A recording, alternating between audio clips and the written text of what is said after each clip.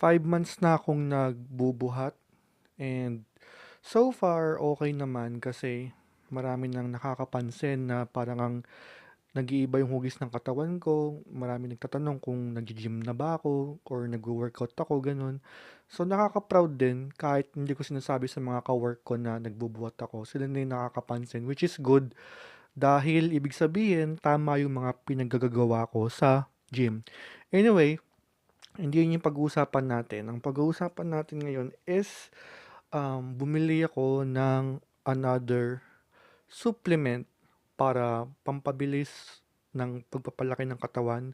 Again, hindi ako expert at hindi ako gym rat talaga na alam yung mga supplement na maganda. Basta, ang gagawin ko lang ngayon is mag-unboxing ako ng gold standard na whey protein na binili ko. Ang first whey protein ko pala ay yung NutraBio. Ito. Siguro, binili ko to. Ayan. Binili ko to nung nag-first day ako sa gym dahil gusto ko isang bagsakan na lang lahat. Nagpa-monthly membership ako sa gym tapos bumili na agad ako ng eto nga, ng NutraBio Classic Whey without researching. Basta nakita ko lang sa may Shopee na iniinom nga to daw, iniinom nga daw to pang bilis pampalaki ng katawan. So, binili ko na agad kahit wala akong alam na research kung ano nga yung magandang whey protein. As in, syempre, bago lang ako, hindi ko alam kung ano yung maganda sa hindi. Basta binili ko lang to, ayun. And so, nung after, yun na nga, fast forward now, 5 months na ako sa gym and may mga nasasagap akong balita na maganda nga raw yung gold standard. Ayun daw yung iniinom ng mga ah, karamihan ng mga nagbubuhat. So, hindi ko alam kung totoo yun. Pero, naniwala pa rin ako dahil binili ko tong, okay, may headset pa siya, wait lang. Binili ko tong gold standard sa halagang 1,500 pesos, 2 pounds yung bigat. So, bubuksan natin siya ngayon sa harap ng camera at excited na ako. Mabilis ko lang ito nakuha, I think, nung in-add to cart ko na at nag-check out ako, mga 2 days siya dumating. So, mabilis naman yung shipment niya. Check natin. Buksan na natin.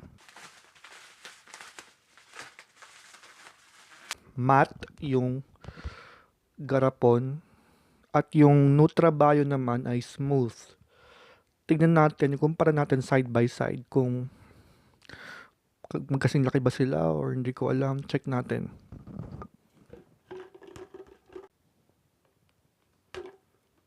Okay, mas malaki yung garapon ng NutraBio. Pero nung binili ko siya, hindi naman siya puno. As in, parang kalahati lang yung laman. So, wala siya sa garapon. So, hindi ko alam kung bakit ko pa rin kinumpara. Anyway, tingnan natin. Buksan na natin siya and naka-sealed naman siya.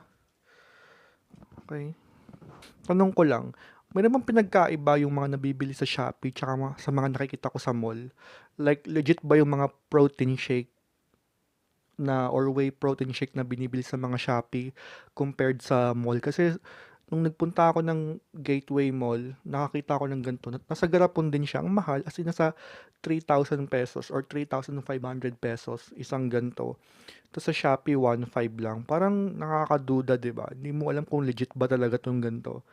Pero, let's see. Anyway, hindi ko alam kung totoo ba. Or siguro kasi mall yun, kaya talaga mas mahal talaga kasi may binabayaran silang pwesto.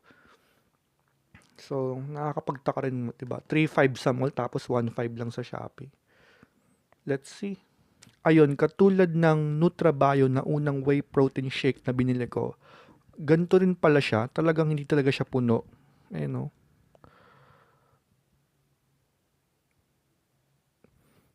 Parang hanggang dito lang yung laman. Hanggang dito lang siya. Parang kalahati lang talaga. Or wala pa sa kalahati. I think 1/4 lang yung laman. Nagpalaki lang yung garapon pero sobrang unti ng laman. Parang yung unang whey protein shake na binili ko din. Siguro ganun talaga yung mga whey protein shake, no? Ang lalaki ng garapon tapos ang liliit ng laman sa loob. Like ganito lang siya kadami. Kanyang dali.